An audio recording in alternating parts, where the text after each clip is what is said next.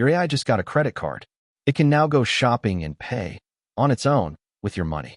And a new study says it's already leaning toward the more expensive option. Welcome to AI Edge Lab. Today, the biggest shift in how you spend money in years, what it means for your wallet, and how to stop your AI from overpaying. Let's break it down. In June, Visa plugged its payment network straight into ChatGPT. You link your card, and an AI agent can buy things for you at almost any store that takes Visa. And this isn't one company experimenting. OpenAI, Stripe, and Visa are all racing to build the rails for AI that shops and pays on its own. Analysts think agent-driven shopping could be as much as a fifth of all online sales by 2030. This is coming, whether you use it or not. But here's the catch, and it's a big one. Researchers tested 23 different AI models on real shopping tasks. 18 of them leaned toward the more expensive option more than half the time, especially when a product was sponsored. Think about that.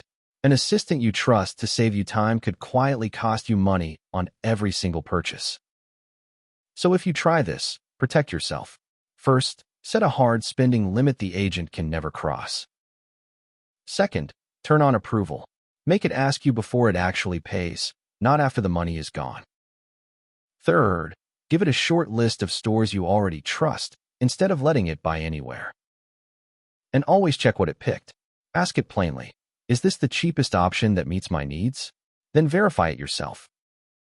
The real skill in 2026 isn't letting AI do everything. It's staying in control of the parts that touch your money. Used carefully, an AI agent can save you real time. Used blindly, it's a salesperson that never sleeps and never works for free. Quick win. Before you ever link a card, practice. Ask the AI to find the best deal and show its reasoning, with no payment attached. You'll see exactly how it thinks. If this helped you keep more of your money, follow AI Edge Lab. We cut through the AI hype every week, so you stay ahead and stay in control. See you in the next one.